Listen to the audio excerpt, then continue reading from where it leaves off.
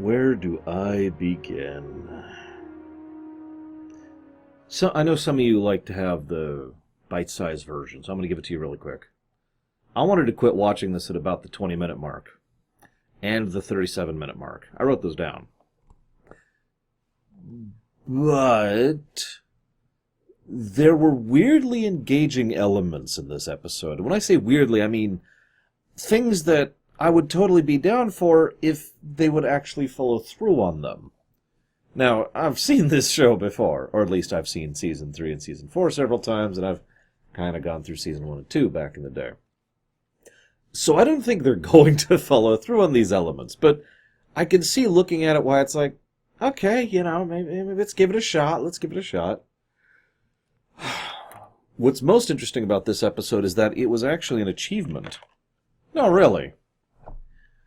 So first, they brought James Conway back to direct it. You may or may not have heard me praise that director before. He worked on Duet, Way of the Warrior, Death Wish, and Frame of Mind, all of which were things that are good episodes. He also directed Justice, if we want to go ahead and add that to the list, but the fact of the matter is, the man's a good director, and he was the first pick for doing this one, because it was believed he could do the challenge of trying to accomplish what was a very ambitious project. This is the first time... Well, hang on, let me circle back to that. They wanted to get someone who really could move things forward on a technical level. Ronald D. Moore was actually working as a visual effects director, and he actually had several people working under him who had several people working under them. Now, you're probably thinking, of course they did, Laura, but what I'm trying to explain here, and I'm failing at, is the level of effort that went into the construction of this episode is hard to underestimate. Unique in Star Trek history, at least up until Discovery and or any recent stuff like with Picard or whatever's come out by the time this video goes live. Because I guess Lower Decks will have come out by then too, now that I'm thinking about it. It hasn't come out from this perspective, obviously. But I bring this up because this was a huge technical achievement. 43 sets they had to design and build for this episode. 43, all of which needed to be set up and lit fresh on the go. Now, if you don't understand what I mean by that, if you build a set, you're not done. You need to design places where the cameras go, where the chop-offs are, to figure out which angles you shouldn't record. In other words, places where you could see where the set ends or where edges of it show or whatever. You also need to make sure it's lit properly, to make sure that you can see it from the right angles, because lighting is a huge deal when it comes to any kind of visual medium. It's one of the reasons why I bang on so much about good lighting design, which is actually pretty rare when it comes to video games, at least. So tons and tons of work with that. They also wanted to really throw themselves into... They did rehearsal. Let's start with that. I'm just looking at my notes here. There's so many things they did, it just boggles my mind. They actually had rehearsals for this, and front readings. Now, if you've been paying attention to these Ruminations, you'll know that that's not how that worked. They don't do rehearsals on Star Trek. They haven't done rehearsals. Because the actors are amazing, I'll give them credit for that, but also because they have everything set up and templated in such a way where it's like, okay, get your lines memorized, here's the beats, director talks to you, this is the scene, do the scene. Occasionally they'll do a second take or a third take, but they don't do a dry run. They did 2 for this episode. One with just the cast and the script reading, basic. If you've ever done like a play, you know what that means. Everyone just sits around in a room in their casual clothes, just reading the script and reading their lines to get used to how they talk to each other. Which, by the way, was also the first time many of these actors had ever seen each other, was during that script reading. But then they had an actual honest-to-God rehearsal the next day. Star Trek was kind of doing a weird thing at this point in history. If you watch most franchises, they do a thing where they go, wah! Then they go, wah! But sometimes they go, wah! After going, wah! And I just realized the people listening to the MP3... ups and downs, right? What usually happens is the people in charge try to do stuff in order to make an up happen out of a down.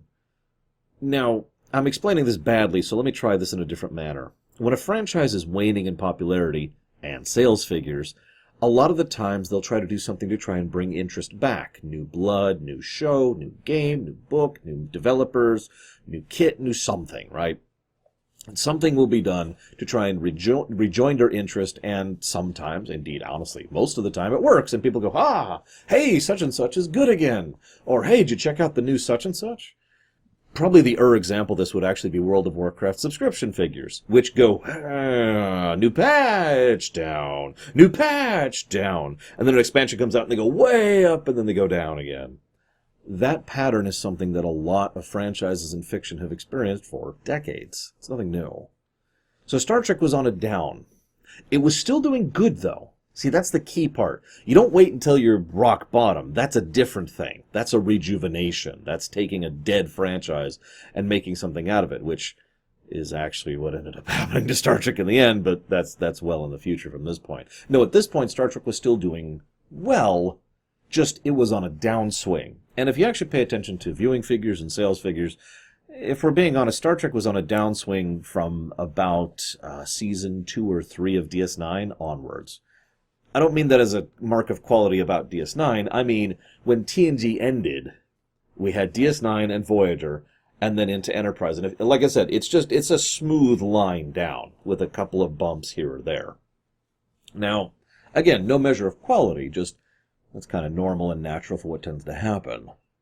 So, Star Trek was still going strong enough that they still had the weight and the financial backing and the support of the studios to be able to throw themselves into something like a $12 million episode.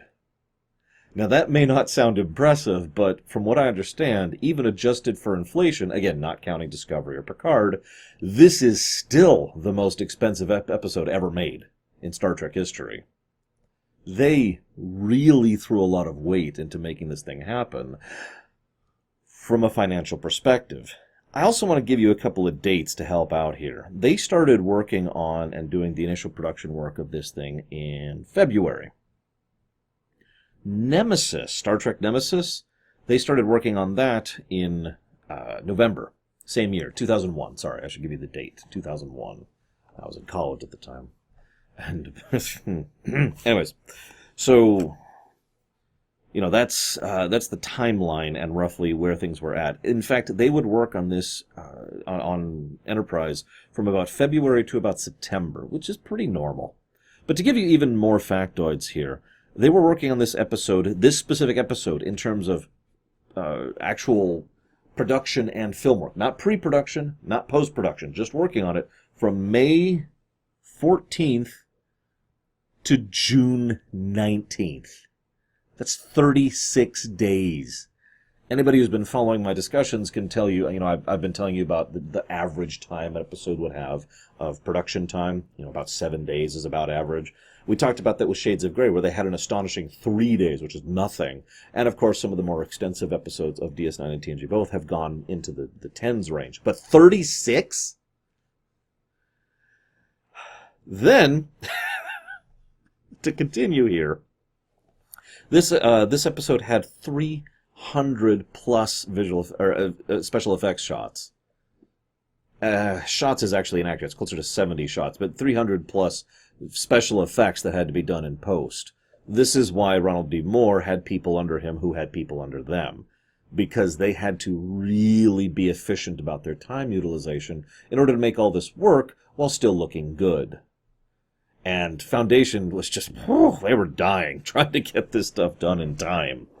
And again, flinging money at this. Then we add in a couple of niggles. So my favorite niggle is the fact that, this was a show that was coming out in 2001. Now, can anyone tell me what big thing was happening about 2001 when it came to television? I'll just go ahead and tell you. It was the shift from 4:3, I'm saying a 4:3 to 16:9. In short, box or widescreen. Nowadays, 16:9 is pretty much the norm. The very monitor that my webcam is sitting on right now is 16:9, and that has been the norm for some time. But at this point in history, that was still something that was being debated, and televisions were still kind of being shuffled over bit by bit, and it wouldn't become the norm for probably another decade or so, at least in terms of here in the States, which is where they were primarily concerned when it comes to viewing figures, so they weren't sure where to go with that. Now, you're probably thinking, why the hell does that matter? Because the director, Mr. Conway, he had to film every shot keeping in mind only the very center. In short, he was deliberately filming everything so that if you chopped off the tops or the sides, in other words, if it went one direction or the other in terms of the resolution, the shot would still work.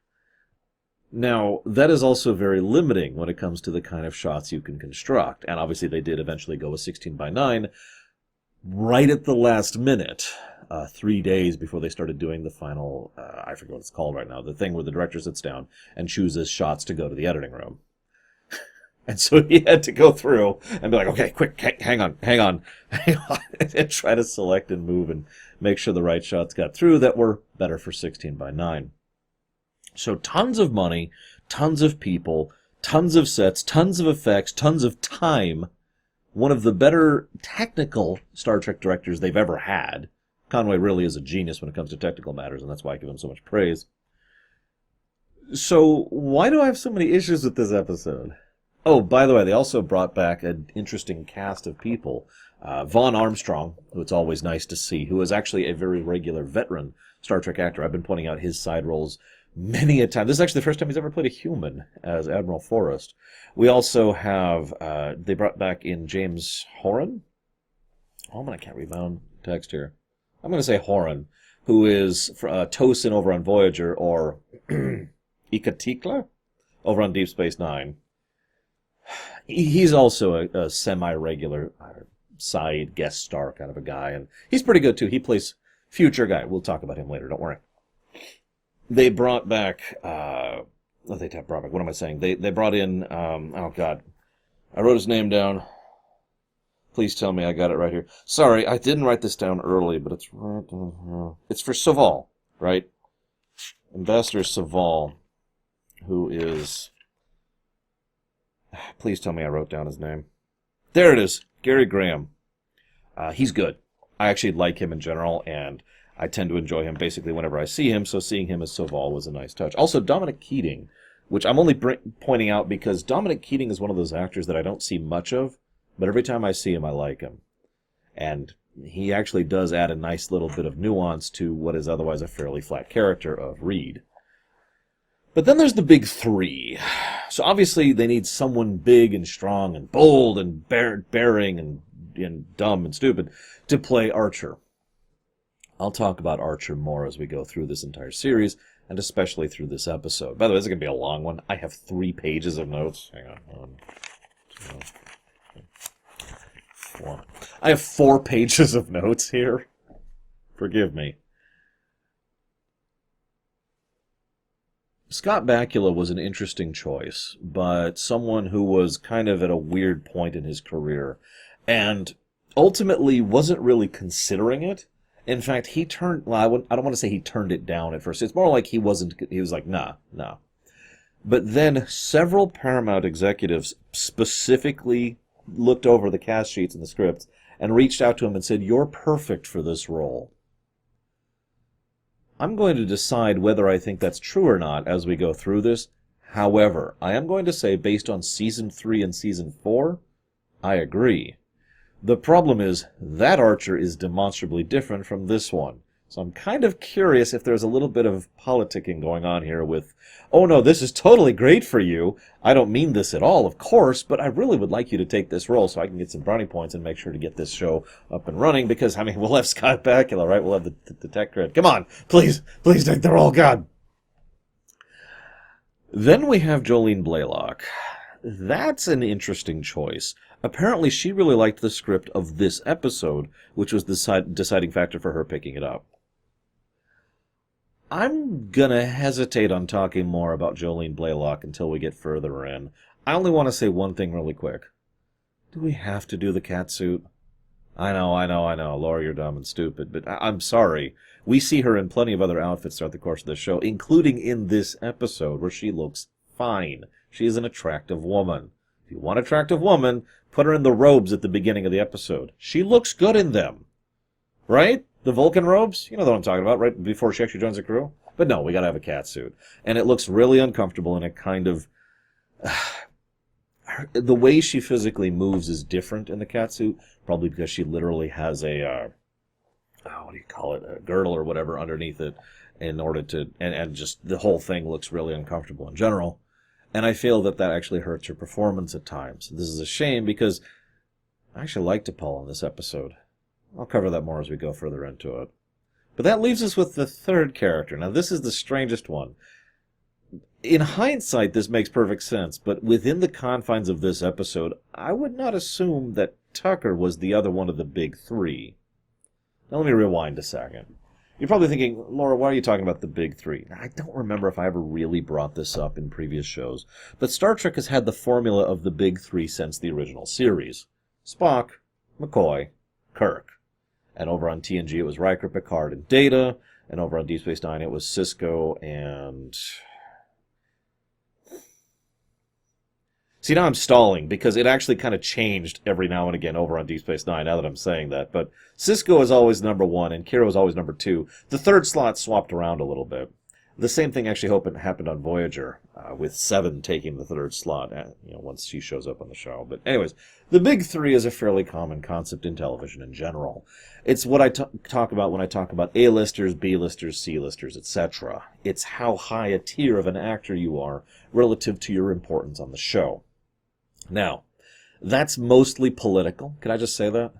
Because obviously even a D-lister can be the main character for a show and can absolutely carry that show to awesomeness. It's Only a Paper Moon is probably the perfect example of that. Thus, the only thing it really matters is how many relative lines and scenes they have, hence how much money they make. Now, all of this is a roundabout way of saying that Tucker was going to be an A-lister. And if you'll notice, he is in a lot of scenes. I would struggle to give any real characterization for him, because he's not really established as a character in this episode, other than being Archer's friend. Now, I like, I hope I'm going to pronounce this right, Connor Trinneer. I do. I like him a lot. All I'm going to say is Stargate Atlantis, and some of you know exactly what I'm talking about there. So, I'm with it. And I do think they do good things with Tucker in Season 3 and 4. But right now I'm just looking and I'm going, okay. Scotty had more character than this guy. And Scotty didn't have a lot of scenes back in TOS, so what the heck am I looking at here? But they had the big three.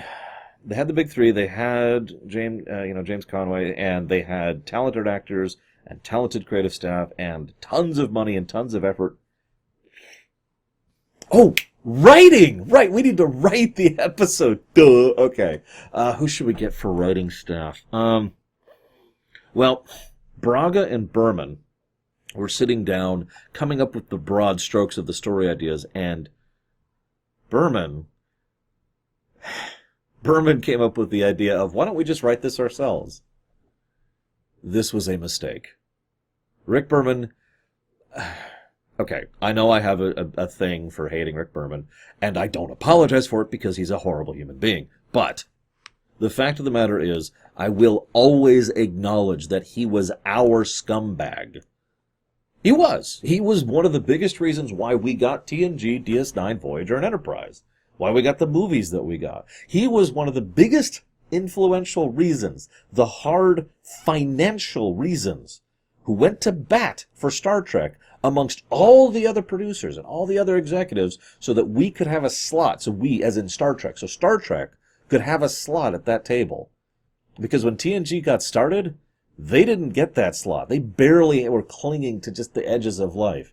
And Berman went to bat for Star Trek. I will always give him credit for that, okay? He was our scumbag. He's not a writer, though. He is... I'm pretty sure I could write better than him, and I am a terrible writer. So that's problem number one. Problem number two is Braga. Okay, I actually like Braga. I have the more I have studied Star Trek, the more I have dug into the behind the scenes, the more I actually have a great deal of sympathy and empathy for Braga, and the more I think that he's actually pretty legit, and he probably went through some hell when it came to Star Trek, especially Voyager, which is exactly my point. He was brought on in TNG, did some great episodes, was then pigeonholed into Voyager and told to churn out episode after episode after episode. Experienced burnout, finally got the chance to mainline Voyager after like 4 other people did it, and then experienced even more burnout while simultaneously having to work on Enterprise alongside Rick Berman, who was long past the point at which he was actually a positive influence on Star Trek at this point in history.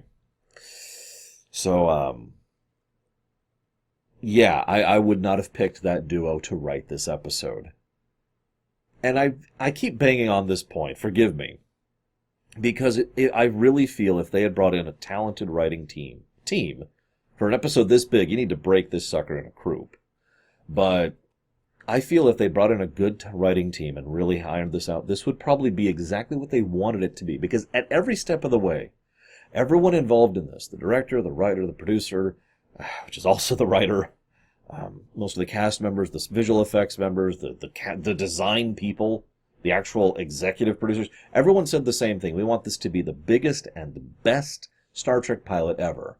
The stated intent was to take all those lessons that we've already learned from TNG, DS9, and Voyager and cram them into this. And if they had nailed the script, I think they would have. The actors are competent and actually do a decent job with what they have. The visual effects are actually really good. The stated intent of several aspects of things, which I'll discuss as we go through, is excellent. There are several ways in this show is actually more grounded than previous Star Treks, and in fact will remain grounded, at least for the duration of most of this episode. It's probably telling that the usage of a transporter is actually considered a big plot-critical moment. It's the conclusion of the climax, is using a transporter on a human being, because it was so risky and so dangerous and hadn't been done. I'm with all of that. It's just the script is crap. I'm sorry, I don't mean to say that, but it's so...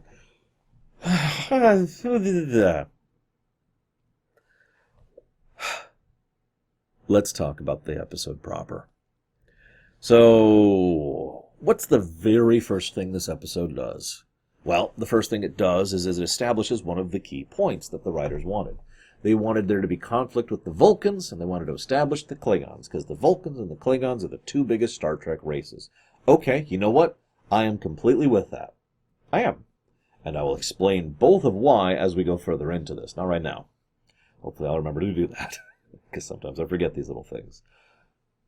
But they wanted to have the Vulcans be kind of an antagonistic force. Now, I can still see that working. However, in order to make Vulcans antagonistic and not be irritating and, frankly, juvenile, that's going to take some time and work and care, none of which are present here.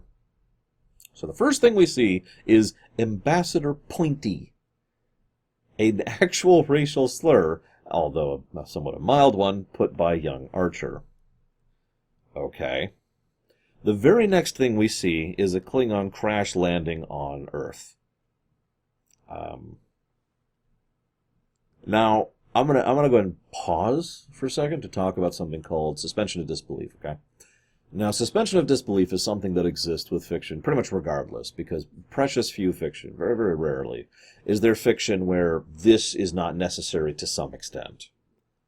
So how far, this is just for me, but how far I'm willing to bend with regards to the suspension of disbelief depends entirely on the overall quality of the work.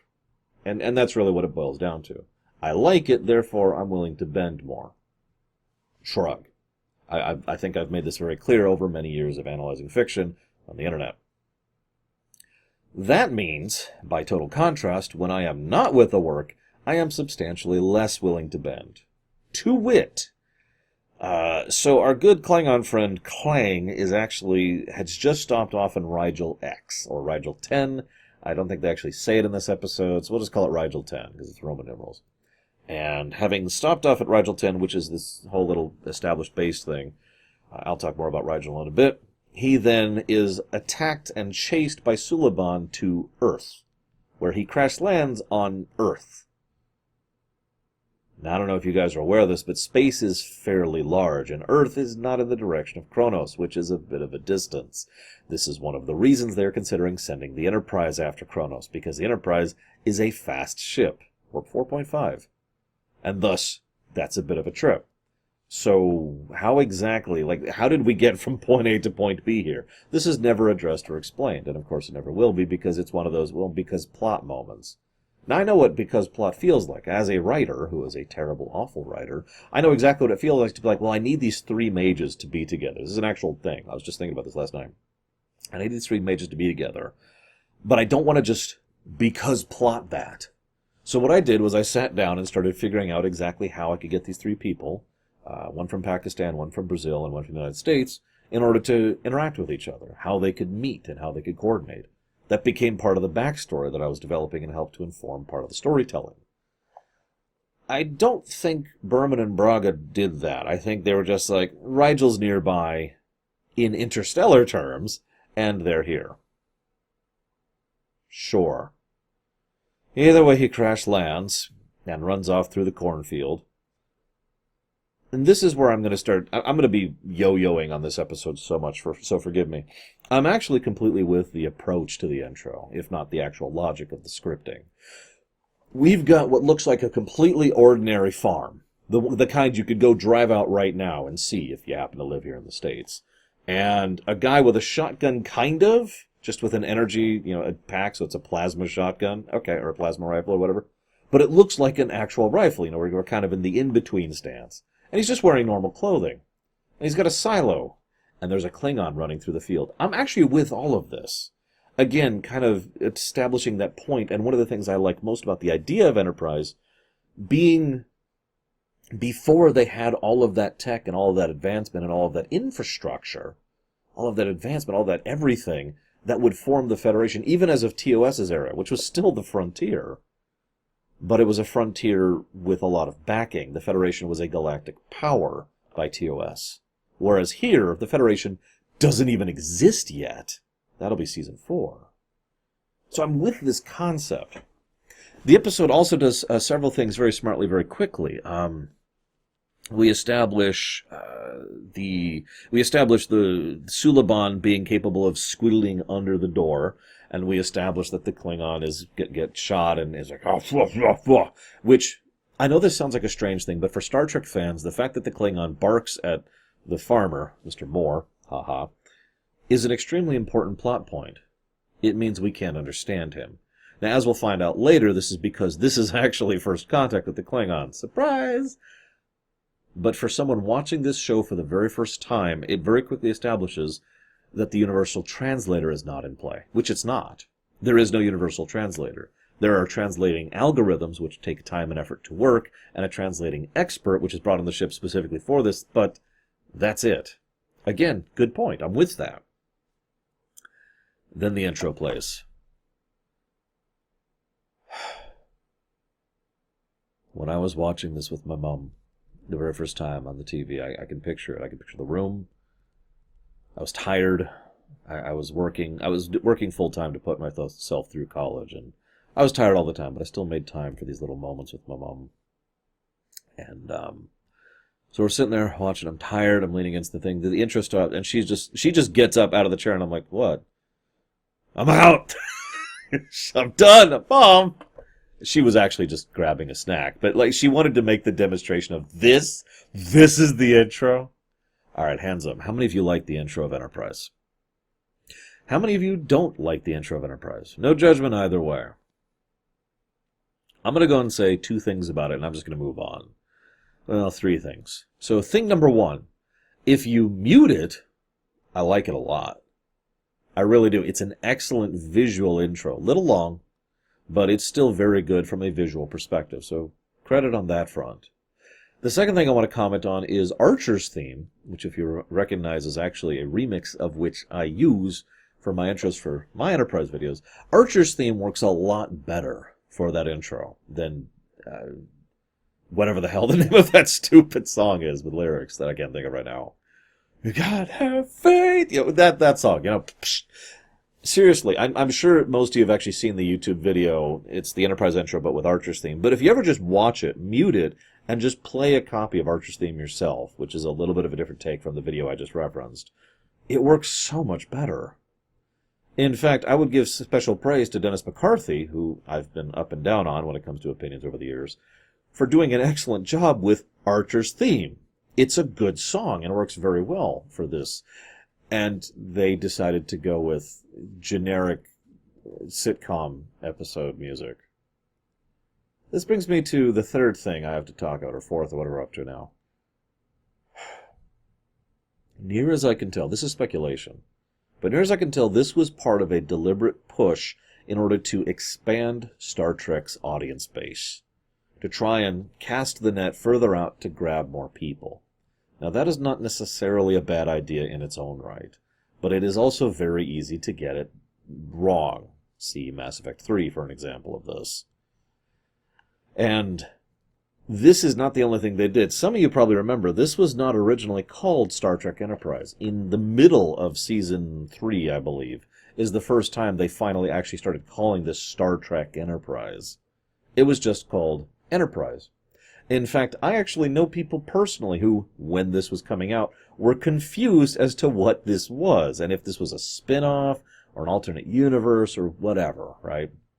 Because a lot of the marketing was trying to push this away from Star Trek. Thus, my speculation. I think that this intro song was being done in a sitcom way, specifically as part of that push. One final note about the intro song. I don't like the song. Okay, let me just get that out there. But someone, and you know who you are if you're watching this, has actually asked me to bother to listen to it every episode as we go through. Now, I do that normally. The Voyager, Babylon 5, TNG, and DS9 intros, you know, the music that plays during the opening crawl and the credits. I've listened to those every single episode I've covered. All 200, 300, whatever we're up to at this point. So that would be normal for me. I didn't plan to do that this time around. I planned to just skip forward to the episode proper. Because screw that song. But it has been requested of me that I actually watch and listen to it. And there's really only two things that are going to happen there. It's going to get more grating, or it's going to grow on me. We'll see. Moving on. So, we see Archer in the shuttle pod, the inspection pod with Tucker. But like I said, Tucker's in a lot of scenes, just there's not a lot to him.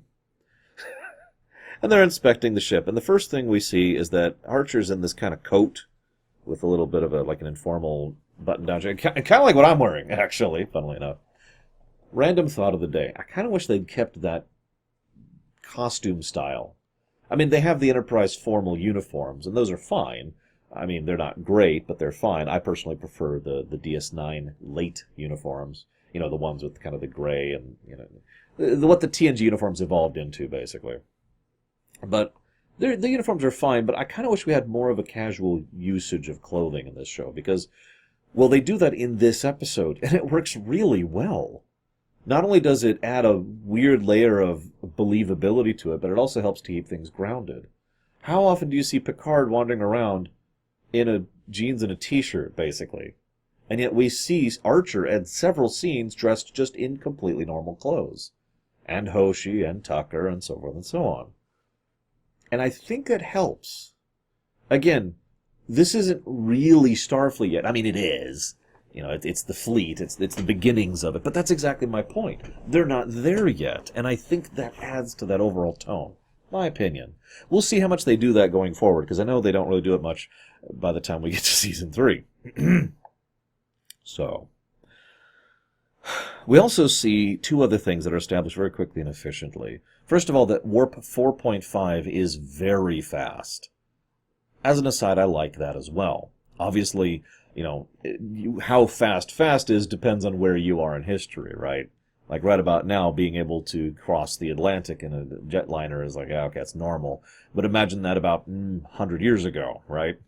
And go back another 100 years, and a steamboat crossing the pond would be a big deal, and so forth and so on. So, again, still helping to establish that tone, still good. 4.5 equals fast. That is also even plot relevant in this case. We also established that Archer's a little bit of a micromanager and more of an engineer than a captain. Now, I hope this isn't a recurring theme, but all I'm going to say is that Archer is not a good captain, and I'm not sure if I like that or not. We'll talk more about that later. So, Vulcans! I have a lot of notes about this, so I'm just going to pull my notes up directly, if you'll forgive me. This is what we call slanted storytelling. And by we, I mean I, because I'm the only one I know who does this. Slanted storytelling is when you're trying to frame something to make the audience think something or feel something. The Vulcans are just consistently portrayed as arrogant and uppity and irritating, and you're not supposed to root for them. Now, before you think I'm being too harsh on the Vulcans, I also want to mention that the other guys there, the human admirals and other members of Starfleet or whatever, they're not any better, except for Forrest. Forrest, the only one who seems to have a decent head on his shoulders, and, I mean, Vaughn Armstrong, so, you know. But they're all just kind of dicks. So everyone's just kind of being a dick to each other. This then leads to an interesting tidbit where one of the Vulcans says that if not for the fact that we leapt to your defense diplomatically with the Klingons would already be trying to attack you.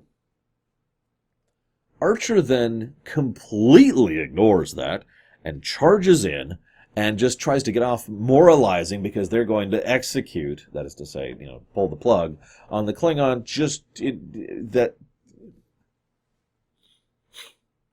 I'm trying to think how to phrase this properly, and I'm failing at it. Archer ignores reality and decides to moralize.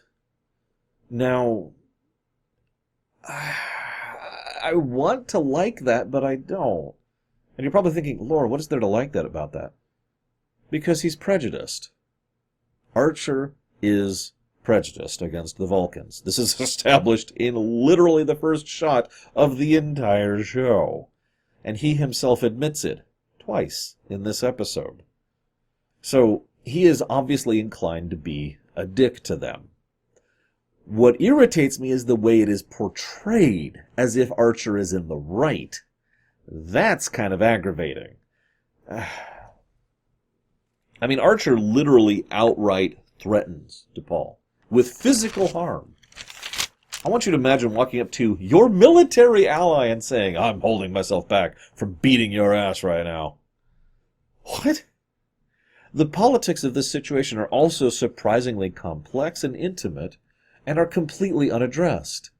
We have a situation which is effectively accidental first contact, not just with some random alien race, but with a superior alien power, an actual nation that we've never encountered before, that the Vulcans have some encounter with, and they are trying to run interference with us, for us, not only because of the moralistic reasons they're doing so, but obviously because they don't really benefit from the Klingons deciding to ground Earth into paste. The Klingons would also grind Earth into paste if they decided to go to war right now. But at the same time, the humans are understandably feeling rather upset about this whole thing because they're not really being put in on the loop in this whole thing. What should have been happening here is the Vulcans reaching out to the humans and saying, hey, by the way, so you just did a no-no without really meaning to? It's not your fault. We're reaching out to them to try and keep this thing from igniting into a shooting war, because we don't want a shooting war, and neither do you. And then the humans could have worked with them. But instead what we have is this slanting. Look at the framing here. Archer barges in to this scene, constantly contests the Vulcan position, is never really opposed on any of the points he makes, which are not good points, other than by T'Pol, who is the only one who makes an actual counter-argument and rebuff to him. He responds to her with the threat of physical violence. Then Saval leaves, embarrassed, as if the humans scored a victory here. And Forrest even gives him an attaboy for doing so. Later on in this episode, there's this bit where Archer is amazingly rude to T'Pol, but they're doing the send-off ceremony. And it wouldn't go amiss in a random comedy flick. I'm going to fail at explaining this, so bear with me here. There's the plucky, the main characters, and they're at summer camp or something. And they're just, they just don't want to have to play by your rules, man, because you're just a stuck-up square dude. And when they end up successfully pulling off their pranks or doing their heist or whatever it is they're actually doing, the people who are all stuck up and uppity, they're left with egg on their face. Maybe they get mud flung into their face, literally, or something. It's always something, right? That is exactly the manner in which it is portraying the humans as the plucky protagonists and the Vulcans as the uppity, stubborn, antagonists of this comedy flick. The scene and the shots The camera angles and the inferences as it goes from Forrest, who's talking about this thing, to the Vulcans, who are like, and then it cuts to the humans who are all applauding, and then it cuts to the Vulcans, who are all upset. Yes, well, I guess we'll allow you to have this one thing, Robot House. The slanting is so severe, I got a bit of a neck crick watching this episode. So forgive me for banging on about this point, because I feel like I can see the ideas they wanted, but the script doesn't actually support it. And again, this is why I bash this script so much. So, then we cut to a few quick character establishing shots, which don't really establish much. We do have Dominic Keating, who's awesome. When he was doing one of his initial run-throughs, he was supposed to get a plasma coolant part to talk with, and instead he got, of course mine's not here right now, but he got a water bottle. Apparently, I don't know if this is a reference or not, but in the episode, he was supposed to get plasma coils, and he does not. References are nice, although it doesn't speak well for the Federation? God, I don't know what to call these people. Let's call them the humans. Does that sound good? It doesn't speak well for the humans at the fact that this is their one ship that they're getting ready right now, and they're screwing it up. I guess that's just life and bureaucracy and military, but still not a really good sign. Maybe the Vulcans have a point. Then they show the idea of changing artificial gravity to be different variances of Earth norm. 1.0, Earth sea level. That's kind of a cool idea, too. And the kind of thing I wish they would explore more, but instead, all they really do with it is have the dead zone. And we have more scenes with Tucker where he doesn't really do anything other than be on camera and talk. And I hate to keep banging on this point, but I've talked about this before. There are some characters who are non-characters, and it's a bad thing. I don't want to name examples, but it's when there's a character who isn't a character. There's no characterization there. And there should be, because they talk and walk and act and do. It's just there's nothing there. I'm sure you could think of examples off the top of your head if you were to think about that for a second, in gaming and movies and in shows. And that's Tucker. He's there. I really hope they start to flesh him out before we get to season 3. Anyways, then we see Linda Park. Hoshi Sato, who is played by... Hoshi is playing Linda Park. It explains everything. Linda Park is playing Sato. Now, as an aside, I love this idea. Having an actual linguistics expert with a very finely tuned ear, which actually comes up in this episode, on the ship. Great idea. Once again, kind of flinging the universal translator out the window and helping to emphasize the whole, we have no idea what we're doing, and we're just getting started. This isn't even the frontier. This is the complete unknown. This is the total, never even really left our system kind of a thing. This is a big deal. In a future episode, the crew will actually set records repeatedly for furthest distance from Earth of anything, which again helps to emphasize just how much they are new at all of this. So the Sato idea, I'm totally with. So then we get to the ship, and it turns out the Vulcans are giving them maps in exchange for having an observer on board. Naturally, Tucker, who is the only person who is more overtly speciesist against Vulcans than Archer, naturally assumes that she's a spy. You know it's bad when Archer's telling you to rein it in a little bit. Either way, this then leads to the introduction of T'Pol as part of the crew.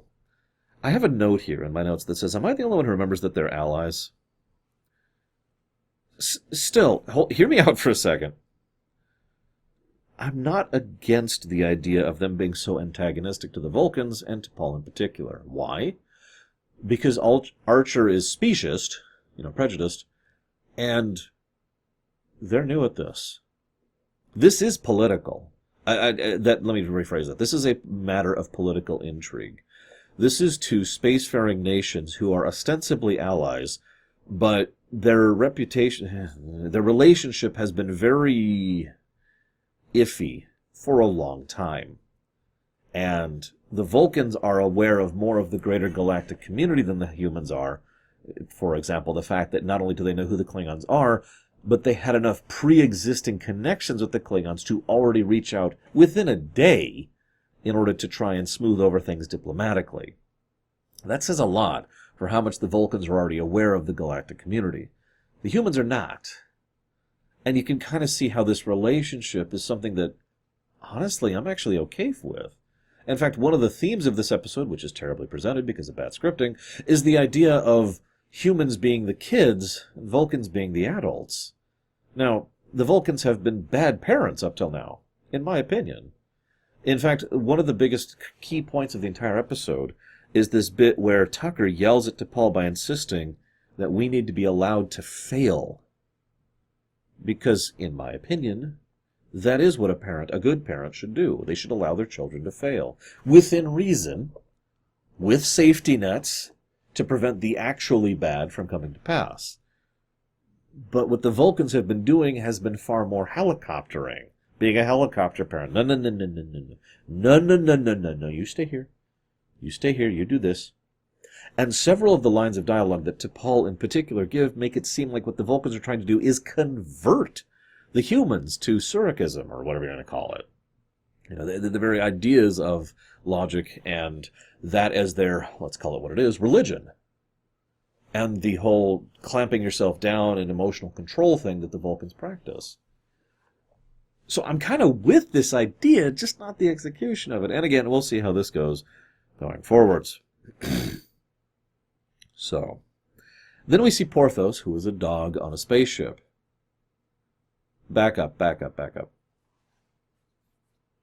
I have no problem with pets being on the Enterprise D, because the Enterprise D is an apartment complex in space. A luxury apartment complex in space. So, okay, pets, sure. I wouldn't buy pets in TOS, never mind Enterprise. Like, the very idea of keeping a dog on this kind of a ship, that's going to be smell, that's going to be cleanup, that's going to be issues upon issues upon issues. I know. There's no anti-dog feeling here. It could have been a cat and I would have the exact same response. This is not a ship for pets. Moving on. So, then we have the comedy moment I actually mentioned earlier. Archer is extremely rude to Paul, and we have the Cochrane send-off. Quick side note, I'm kind of with that. I haven't seen Discovery or Picard yet, so I don't know if this is true universally, but every single Star Trek show, up to Enterprise, has been sent off with someone from the previous shows. We had DeForest Kelley as McCoy in TNG, we had Picard in DS9, we had Quark in Voyager, and we have Dr. Cochrane in Enterprise. So I kind of like that. I kind of like that little send-off, you know, the sending things forward and giving them the good shove, or whatever you want to think of that, right? I'm probably biased because the Picard and Sisko scenes in Emissary are actually really, really awesome. And the Quark scenes with Tom and Harry, are also really good over in Caretaker. And of course, how could I forget seeing DeKelly, arguably one of the last times I actually saw DeKelly, Forrest DeKelly in Encounter at Farpoint. So, I'm with it. And if not for the stupid comedy shtick with the Vulcans, it would be a really good scene. Anyways, so then the ship starts to head off. Do-do-do-do. Do-do-do. And this is becoming Indiana Jones for some reason. And then we see Future Guy. He's evil. Alright. We gotta talk about this for a second. First of all, this is our first introduction to John Fleck, who plays Silic. John Fleck is awesome. He's done some actually great stuff on Star Trek before. He was in DS9 and in TNG. And he is a perfect actor for Silic. And he's probably my favorite recurring antagonist on this show. Really. Unless we count some asterisk characters who aren't really antagonists. That's getting into territory. So, for antagonists who tend to stay antagonistic the whole show, Silic's probably my favorite. And I think a lot of that's down to Fleck and his performance. He's really good at what he does. And he manages to... He's not quite to the level of Mark Alamo, but he manages to be charismatic and enjoyable while still kind of being a slimeball. But then we see Future Guy. I mentioned him. He's played by... Horan? Whatever. James Horan, who I've also referenced already. And he's evil. very evil.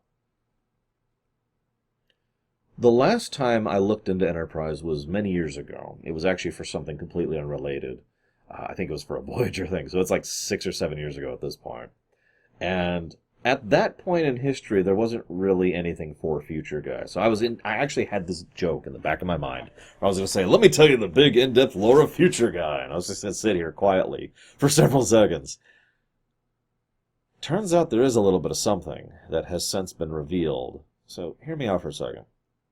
Back in Season 1, Braga and Berman both, in interviews, at conventions, would say things, sometimes hinting, sometimes deliberately misleading, about Future Guy. I know he's called the humanoid got male, or whatever the proper term is, but we're just going to call him Future Guy. It's a lot easier to tell who we're talking about. I mean, they even started calling him Future Guy, for God's sakes. Anyways. So, and they would say, maybe he's Romulan. Maybe we're going to go Romulan with that. Sometimes they would say, we don't actually know who he is. We haven't decided who he is yet. Or, we're thinking of taking this in a different direction. Now, based on my own behind-the-scenes research, one thing is true. They had this idea for the Temporal Cold War, which I'll talk about later, and they had no idea what to do with it. They just wanted there to be a arc hook across the show. Now, for the record, that's a good idea. The problem is they didn't do anything with it, but I'm getting ahead of myself. So, they wanted this arc hook. I could believe that they didn't decide initially who Future Guy was and made up their mind later. However, in much more recent times, Braga has gone forward on Twitter, you can look this up, and admitted who Future Guy is. You ready for this? It's Archer. The whole idea was that Jonathan Archer in the future interferes with the past in order to try and alter things so that his younger self doesn't screw with everything, so that he doesn't have the terrible future that Future Guy is dealing with. Sitting back and thinking about several of the episodes of this show that deal with the Temporal Cold War, and Future Guy in particular, the more I think about it, the more I'm I kind of think that actually was something they had in mind early on. I really do. And given the direction that the show eventually took, it's obvious that they decided to take that and throw it out the window along with the Temporal Cold War itself, which was probably the right call, because, again, didn't actually plan anything out. But I just wanted to share that while we were here, since that's the big hook. That's the danger moment. We're going after the Klingons and Future Guy, a.k.a. Future Archer. Moving on. So then Phlox gets his first real introduction. And he was actually in an earlier scene, but this is his actual introduction scene. Now, hear me out for a second. I like the idea of an alien doctor who has a menagerie of animals and plants to help heal the shipmates and people they're on. And the reason why is because that makes perfect sense to me, for the exact same thing I keep banging on about this entire rumination. They don't have the establishment. They don't have the infrastructure. They don't have decades, if not centuries, of incredibly advanced medical tech. They can't bring someone back from the dead with nanites. Instead, what they have is a leech, which, cauterizes the wound and helps make it so that your skin can start to heal underneath it. I'm kind of down for that idea. And again, it helps add to that overall tone. I'm not sure what I think of Phlox himself. We'll get back to that. So then we get to Mayweather. You notice I haven't talked about him a lot. Travis's character is mostly, so far, he has already been to space. This means he kind of gets to be the pseudo-exposition guy, because he gets to talk about things that are related to living in space, and that's kind of neat, and I sure hope he develops more character in the future. This then leads to dinner with the trio. I want to talk about this briefly, because this is going to sound so weird, but hear me out for a second. One of the stated ideas walking into Broken Bow was to take all of the lessons they learned from the previous 3 shows, and at this point 3 movies, and put them together into making the best Star Trek they possibly could. I can already hear some of you laughing as I'm saying that, but hear me out. I'm kind of completely with that idea, because they have, right? They've already got all this experience and all this work. Why not apply themselves? Why not use that expertise? This is expansion effect in a nutshell. And if you don't know what an expansion effect is, I'll point you to the Loriums and move on. But what we have here is kind of a reverse expansion effect, because they're just making the same mistakes over and over again. But again, I'm getting ahead of myself, so let me talk about the dinner specifically. What does the dinner have to do with any of this? Chess. Poker. Darts. Every one of the previous Star Treks has had something that became kind of an establishing, repeating character motif. It was designed for something... Let me rewind that.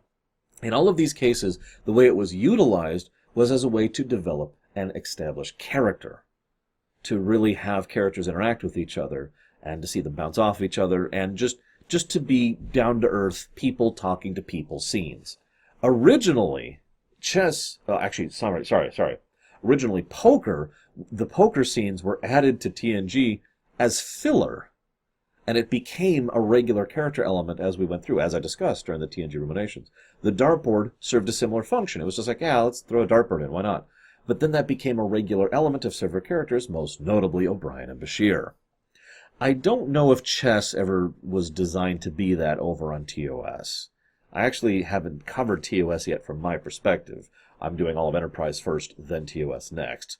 So we'll see if that actually is a thing going forward in TOS. But either way, and I know I'm skipping over Voyager for obvious reasons, because it's the magic meeting room. That's actually what Voyager's thing was for some reason.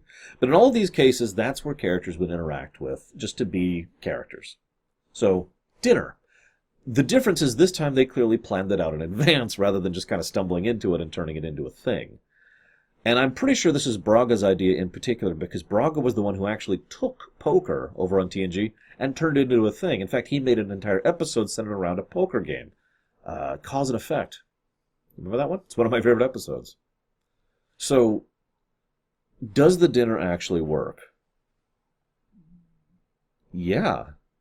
At least in this episode. At first I was just like, ugh, because most of it was just Tucker and Archer being specious, which is uncomfortable and awkward, and just, I don't want to watch that, right? It's like, okay, yep, But what happens over the course of the episode, or the course of the dinner, is first of all, T'Pol fails at understanding how to breadstick, and then she mentions that Vulcans don't touch their food with their hands, which is probably a load of bull, but there's going to be a lot of loads of bull regarding Vulcans throughout the course of the show, so let's just move on. Either way, she doesn't want to eat with her hands. Okay, I understand that. I prefer using utensils too. No problem. And she instead decides to use a knife very carefully to fork a bit of the breadstick and eat that. And of course, when the food is brought out by Chef, don't worry, we know you're a vegetarian. Now, at first, it starts to lose me for a second, because she preaches. And God, I hate preaching. I hate it when someone just preaches at me. So she's like, carnivores, I can't believe you call yourself sophisticated and still eat meat. If you want to be a vegetarian, fine. No judgment, I don't care, do whatever. Don't tell me what to do, okay? I eat meat, and fruit, and vegetables, and occasionally sweets. And seltzer water. Here, look. It's right here. It's actually empty right now. It's probably why I'm so dry right now. The point is, I don't like that kind of a thing. So the episode starts to lose me again for a second with the dinner scene. But then, this is kind of weird. Tucker makes a valid point. He points out that humanity has dragged itself from World War III into where they're at now in the space of about 2.5 generations. That is an incredibly impressive feat. And she even acknowledges this, but the funny thing is she then gives a good argument back. We need to make sure you don't regress. That stuck with me for some strange reason. Now, obviously, this is a prequel. We know that humanity is not going to regress. But ignore that for a second. Ignore all the future and just look at the moment. There's no guarantee. What this effectively is a golden age, to use a Civilization 6 term. Humanity has entered a golden age of prosperity and all that fun stuff. And golden ages, historically speaking, tend to end. In fact, the humanity's golden age will end and will not come back until we get to what I call to the golden era, right before TNG gets started. So there's no guarantee that humanity will continue to be doing all right. having gotten rid of the horrific problems of war and pestilence and disease and crime and all the other things, to turn Earth into the paradise that it will eventually become. Now, we know it will eventually get there, but she is perfectly logical and correct in thinking that that's not the guarantee that it is portrayed as. And she is the one who then reaches out to them, metaphorically speaking. Like I said, she holds the thing down, uses the knife to pull the breadstick, and she says, with concentrated and applied effort and discipline, eventually we can have results. It works better than it should. We'll see what I think of the dinner scenes going forwards. On to page 3 now. God, how long is this video? So, moving forward, we have our first real action sequence, not counting the intro. You always got to start on an action sequence. Hoshi actually tells T'Pol to go to hell in Vulcan. That's nice, and she's very jumpy. And then she's brought down to try and talk to Kang, to try and discuss things with him. This scene does not work for me at all, and the reason why is actually very simple. Archer is kind of a dick in the whole scene. Let me rewind a second. Hoshi is obviously not used to being on a spaceship. Okay, I'm with that. And she's jumpy. Okay, I'm with that too. And obviously she's very nervous because she's interacting with an alien species she's never met before and a language she's never encountered before. All of these things make sense. She's obviously still good at her job. She is the one who ends up figuring out several of the aspects of Klingonese, or just Klingon, as this episode progresses. So she obviously knows her stuff, but she comes across a little Barclay-ish. I'm with all of that. But you know what pissed me off about Barclay? Riker. You know what I'm talking about. And Archer is the Riker of this situation. He scowls at her. Archer just scowls at her the whole scene. And actually acts irritable. Like, ugh. And you could just tell he's just kind of, this is so, I expect perfect results the first time, every time. I wanted to smack him. Not for the first time in this episode, and assuredly not for the last. This then leads to the EMP thing. Because the Suliban apparently have the ability to either use a dampening field or just a straight-up EMP, this isn't an EMP, let's be honest with ourselves, which just knocks out all power on the whole ship, including the backups. They even mention the backups don't come back on, but their guns still work. And so do their flashlights. Also, the Suliban have cloaking tech, because of course they do, both on a personal level and on a ship level. Huh. I'd like to say that this bothers me, but I think really the power thing is the only thing that bothers me that much. I feel like it was only done to try and emphasize the pseudo-horror nature of the scenes, right? The Suliban crawling on the walls, and there's something here, Captain. Probably wouldn't have had the same effect if the lights were on and everything was fine. Except I think it totally would. Eject the power outage. Just have the ship pulled out of warp. I don't know, something destabilized our warp bubble. It's strange. Try to reestablish it. I don't know, there's something getting in the way of it. Meanwhile, the Suliban, who are cloaked, who sneak on, and then they get out and they get away with Klang, right?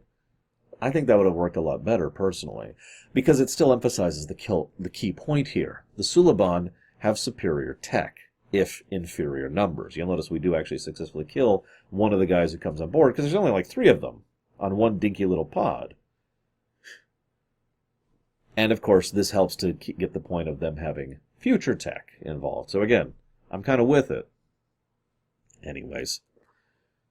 So, this then leads to T'Pol correctly pointing out issues with the mission, which then leads Archer to dragging her off to the side, ranting at her angrily, mentioning his daddy issues, because that's what they are, and then just kind of rants at her and is angry at her and is just kind of a dick.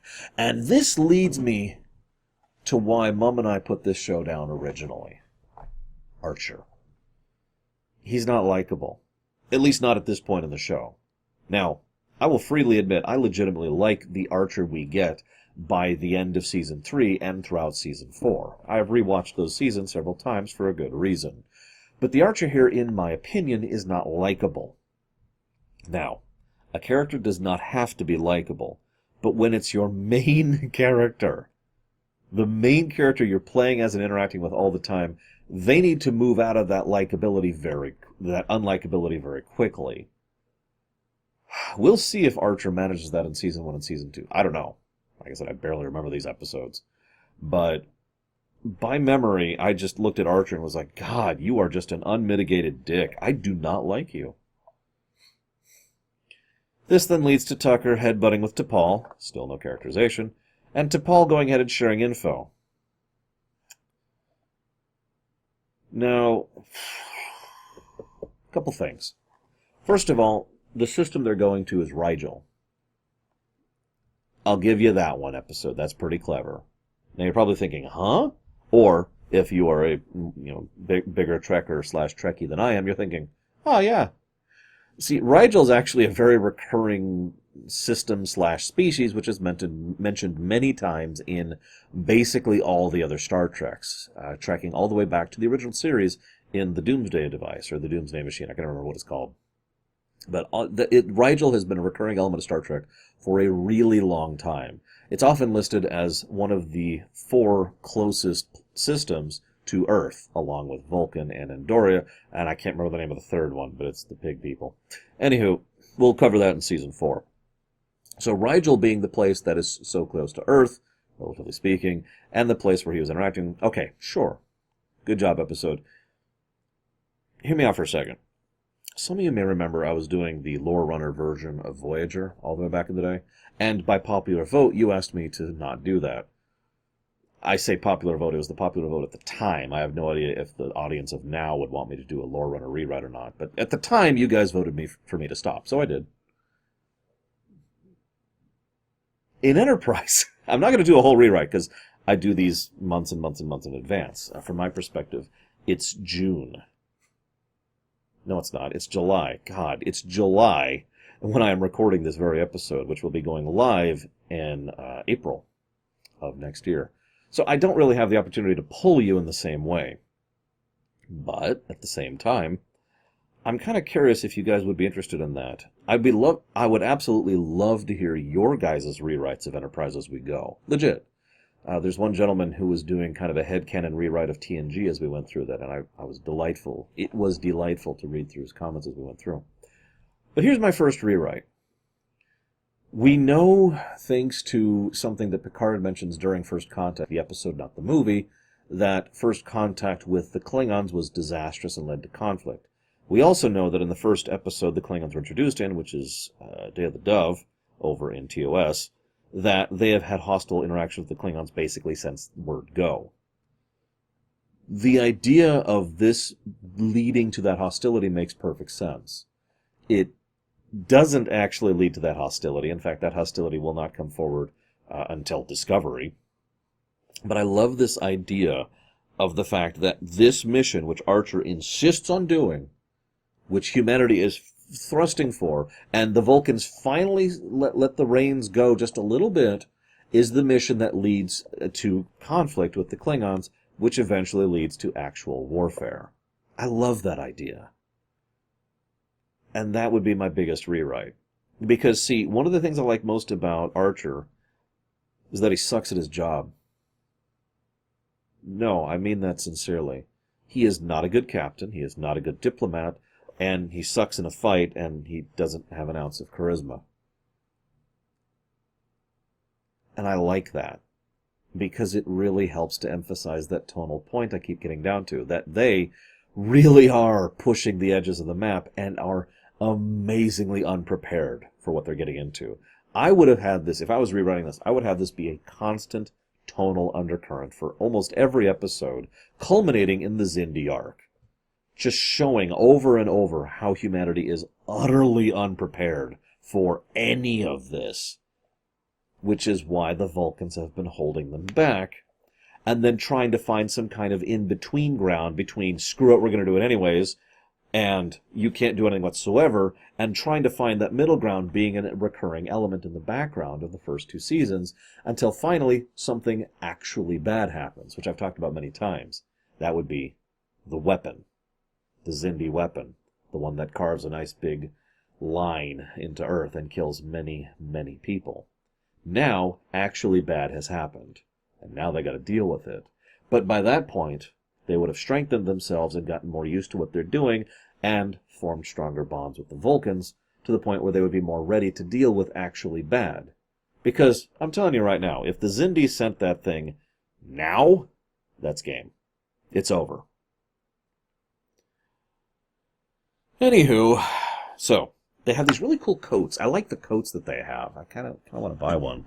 Assuming CBS even sells them, since CBS has this big thing about you can only actually wear our officially licensed things for anything we do, and blah, blah, blah, blah. And you'll notice that I'm not wearing a Star Trek uniform because I'm trying to avoid anything CBS related as much as possible. Thank you, CBS, for making my job as hard as possible. Hashtag screw CBS. Moving on. Nice coats. We see the latex ladies, and obviously, Reed is super into that. The only reason I'm even mentioning the latex ladies is a surprisingly large amount of the behind-the-scenes material I was reading, again, on the internet, because that's all I had, was about them. It's apparently a pair of twins who had to go on this, I call them latex, because they had to wear this massive latex outfit and have this whole thing, and it was apparently smelled terrible, and they had to do several different shots in order to make it work, and blah, blah, blah, blah, blah. But apparently it was a lot of work and effort to have sexy alien women there. Huh. Either way, they did a good job. I'm with it. We get the first bit of actual characterization for Tucker when he's upset at the mother who is weaning the child with the oxygen or whatever. And we also get what is arguably the first really good scene for T'Pol. This is actually probably the second good scene for T'Pol. What she says, I don't remember how she phrases it, but what she says is something I believe in firmly. You need to know what you're interacting with to know when to act and when not to. I mean, I could summarize this by a quote that you're going to make fun of me for. You need to know when to hold them, know when to fold them, know when to walk, know when to run. And I'm not memeing when I say that. That advice is legit useful in real life, in my opinion. And T'Pol espousing the idea of learning so that you can understand when you need to get involved and when you don't is a very important skill in real life, where we have, the cultures and societies that we have going on now, never mind in an alien society where you have dozens, if not hundreds, if not millions, if not billions, of different types of cultures amongst however many alien races. So I'm totally with that. Then Archer loses his first real fight. Yay! For fun, I'm going to keep track. Because I have a memory of Archer sucking at two things, speeches and fights. I want to see how badly he does here. Anywho, so then we have an action sequence, which I'm just brushing over because it's competently done. Saren comes in, kisses him, because we got to sex it up at least a little bit. And what we find out is that the Suliban are doing extensive false flag operations against the Great Houses back in the Klingon Empire. Quick side note. False flag operations against the Great Houses would probably be wildly successful given how much they are already built on conflict and internecine issues. Their political structure, which is something I've talked about extensively for years at this point, is something I can go on for quite a while. I'm not going to do that right now. I am just going to mention the one house, which I can never remember their name, but it's the Spy Master house that was actually introduced in STO, which is a great idea, and hopefully we'll be able to deal with these kind of things. Either way. Moving on. Then. All right, here we go. You ready? Then she mentions the temporal Cold War.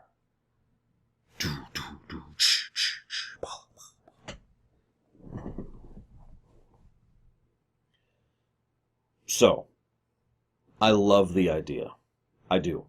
I absolutely adore the idea of multiple people across multiple timelines who have different levels and types of time travel. Future Guy can only send an image back and information, whereas the Sphere Builders have limited access but can only send an image of themselves, and so forth and so on. I love the idea of multiple factions utilizing time travel very carefully to ensure that things do not go bad. Because an actual temporal war, well, that would be basically what happens over in Doctor Who, isn't it? Now, the way I personally think Doctor Who doesn't really do a good enough job of portraying the actual war between the Daleks and the Time Lords. They talk about it. They never actually portray it well, in my opinion. I suppose it's hard to portray time being warped and twisted over and over and over, but at the same time, I think that would be really freaking cool. And if you think about it, just about everyone involved has a vested interest in not wanting a temporal war to go hot. So everyone has this time travel technology, and thanks to it, they all become aware of each other across the variety of time. Also, for these purposes, we have to assume Type 2 time travel, not Type 3, which is a problem because Star Trek already demonstrably has Type 3 time travel, thanks to parallels, although it also has Type 2 time travel, thanks to yesterday's Enterprise, and Type 1 time travel, thanks to Time's Arrow, so whatever. Moving on. We have to assume a malleable singular timeline, otherwise this doesn't work at all. Because otherwise, every time anybody does anything, all we're doing is branching out dozens of new different timelines, and nobody's actually interacting with anything with regards to their core original timelines. That's just kind of nonsense. So let's just throw that out the window for a second, okay? Type 2 time travel. One timeline, but it's malleable. It's the most common, well, it's the most basic form of time travel there is. Everyone involved becomes aware of each other because of their own jots through time. So it's like, hey, but there's these people from further in the future, and hey, but there's these people from a few more centuries before me. And as a consequence of becoming aware of each other, they all just kind of come into a standstill, because they all realize the same thing effectively independently. If we start altering time in ways that they don't like, they might then try to alter time in ways we don't like. And that's going to be messy. For the same exact reason nobody wanted the Cold War to go hot here in real life, nobody wants the temporal Cold War to go hot. So everyone involved is still an opponent of each other, but desperately trying to ensure that things remain cooled. And try to make sure that we don't have nuclear Armageddon, that is to say, temporal Armageddon. That idea is brilliant, and I absolutely adore it, and I think there's so much they can do with it.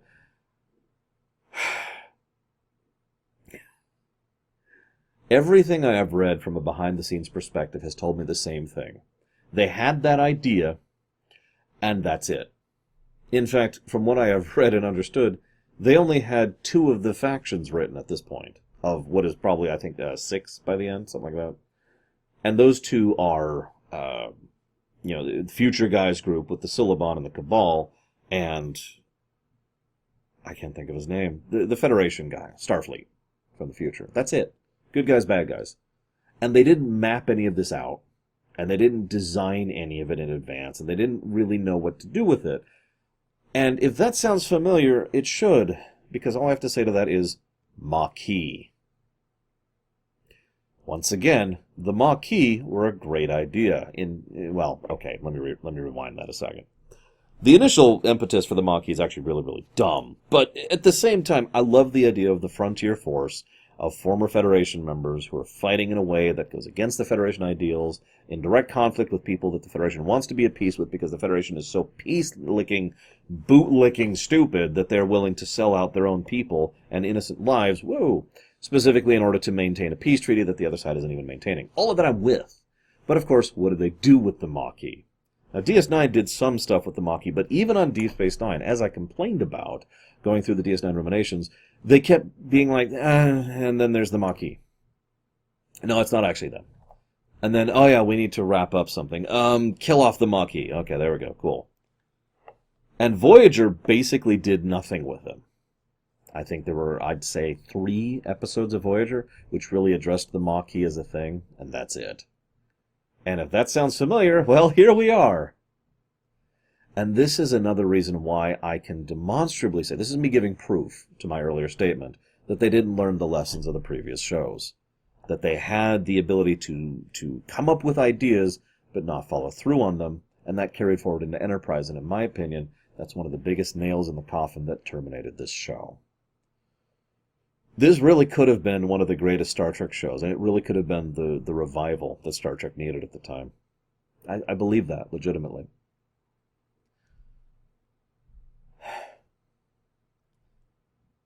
So, they have some good construction going on. They drop the bombshell of the temporal Cold War. Then they move immediately on to action so they can't properly explain things. Then Archer's a bad captain by insisting on staying behind to fight for himself with guns akimbo, because of course he does, while everyone else rushes off to safety. This is a stupid decision. It's very Shatnerian, or Kirkian, But it is still stupid, and if we're being honest, Kirk, well, he was good in a fight. He could rely on his fists and his brain in order to work his way through most situations. Archer has neither. Again, Archer's in over his head, so I don't really mind this. I'm just pointing it out, because this is more establishment of how Archer doesn't know what he's doing.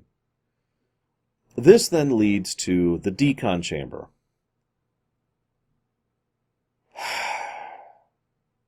Alright.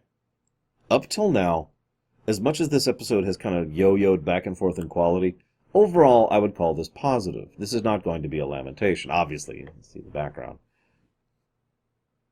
The decon chamber, I want to lament just about the decon chamber. On the one hand, it's a great idea, because they don't have the automatic filter in the transporters, because they're not even using the transporters, and they need to make sure that certain things don't get through. They even name drop like a specific fungus that's on YouTube or whatever.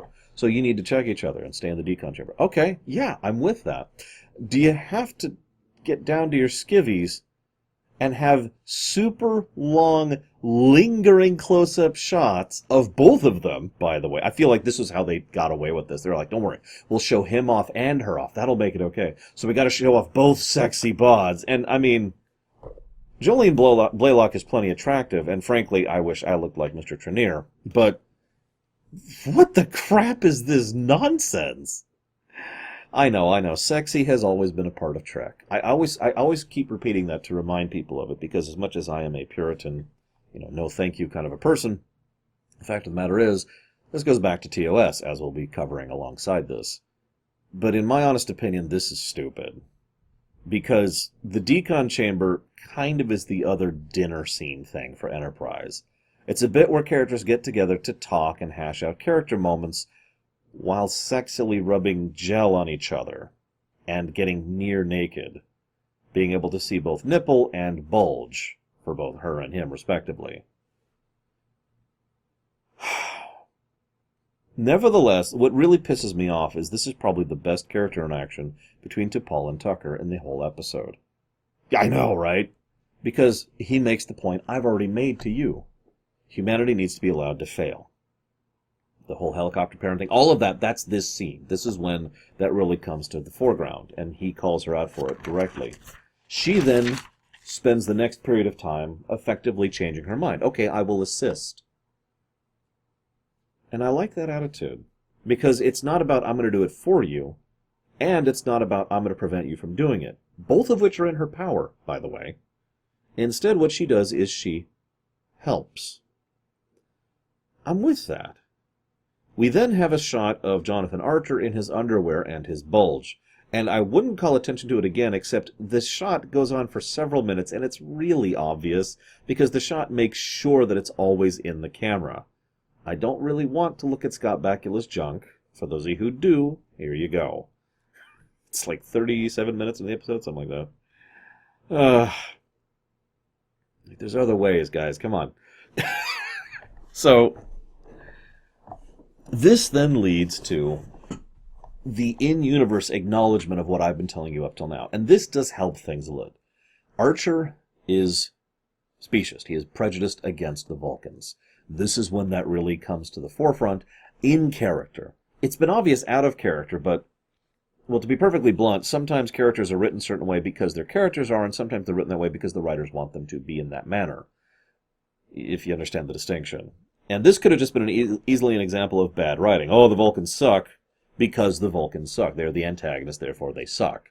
But here Archer is acknowledging that he might be in the wrong here. Just the beginnings of it. Just the very beginnings of it. And he flat out admits how much it bothers him that she's helping out. He doesn't even know how to deal with this.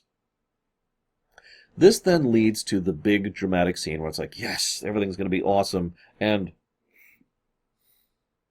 that then leads to me to something I want to comment on. The music.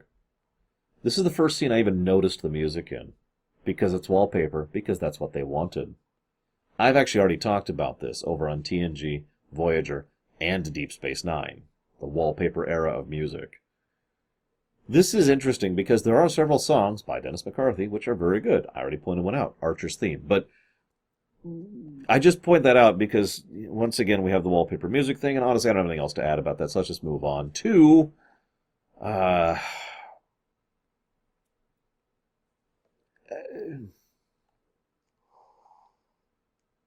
I'm sorry. This is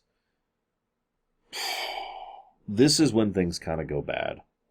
Up until this point, I've been kind of with the episode, but then we have that stupid nonsense with the decon chamber, which is almost immediately followed by them deciding to have the big third act action sequence, which involves hull plating offline.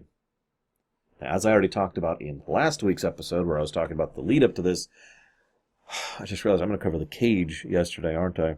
Obviously, like I said, I haven't done that yet. Anyways, hull plating offline is said with the exact same tonality and story beat of shields down.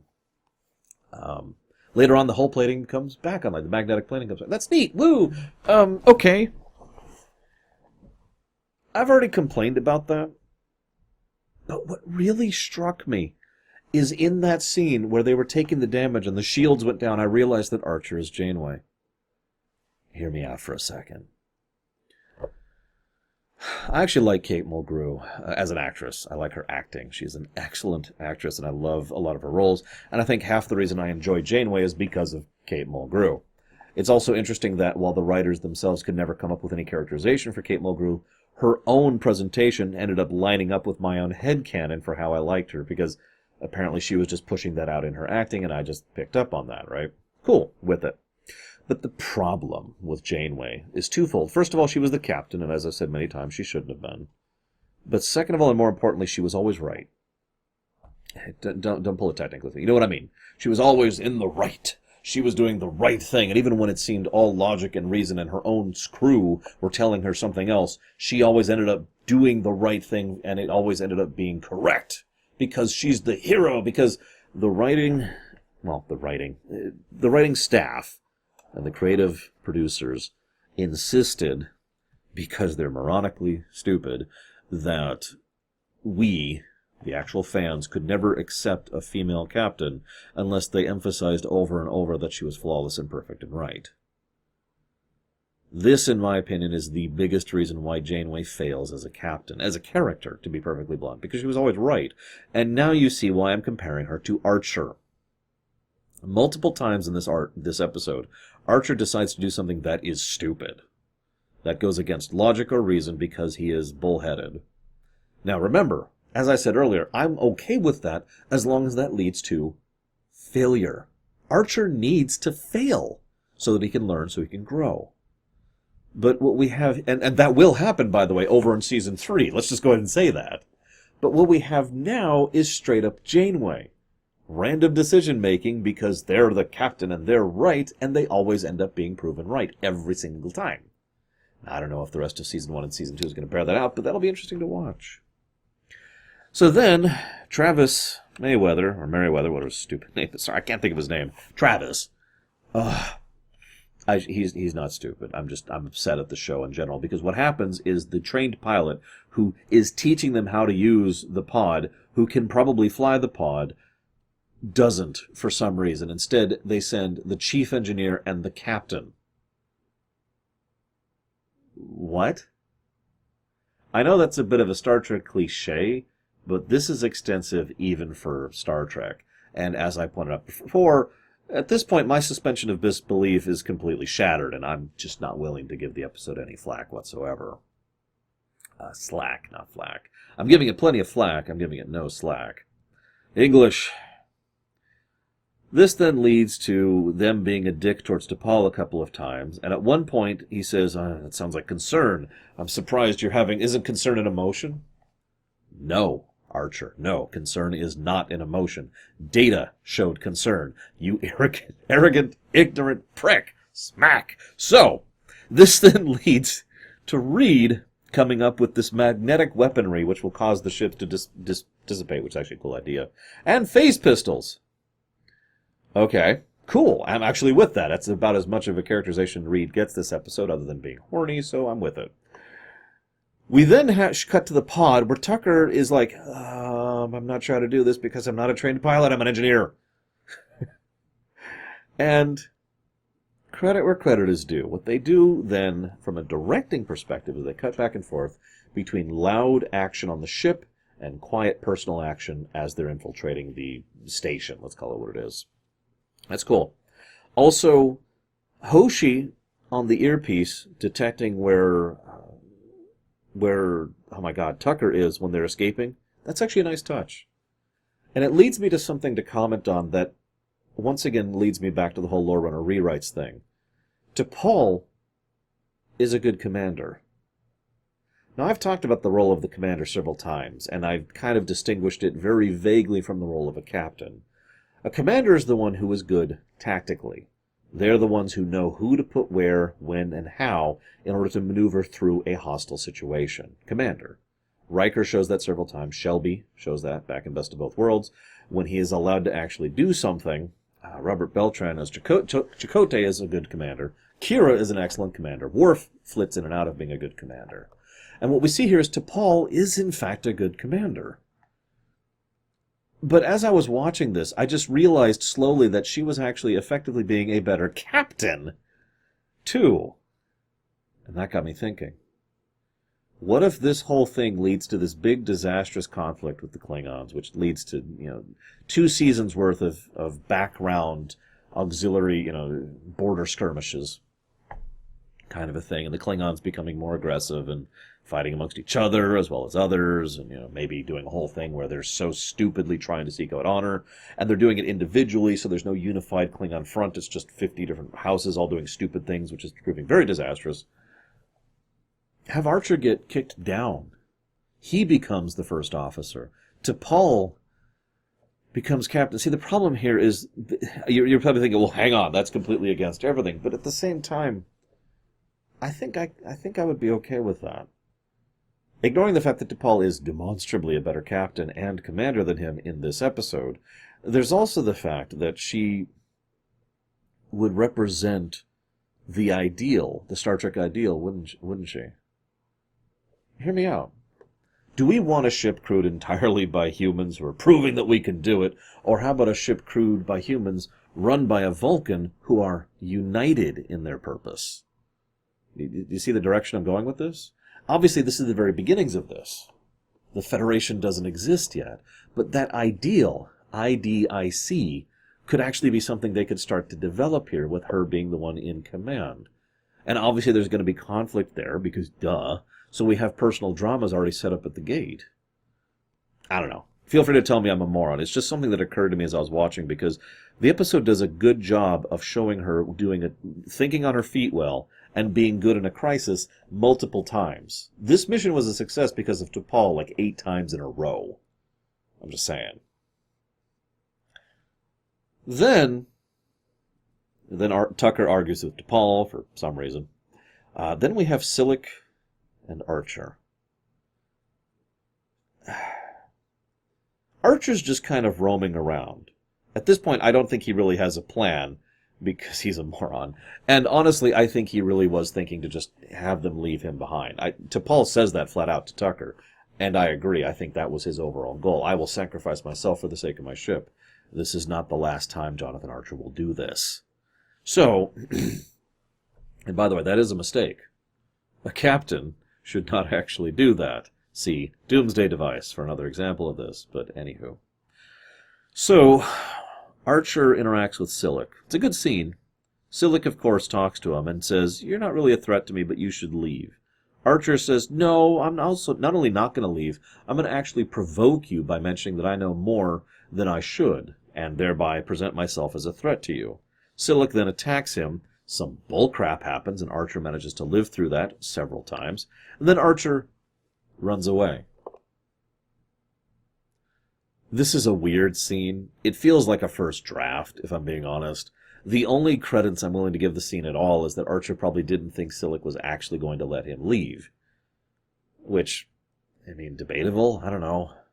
Either way, finally he leaves. He gets beamed out, which, okay, I'm actually with that, like I said, Although, it's interesting, on the Orville, that wouldn't even be an option, but moving on.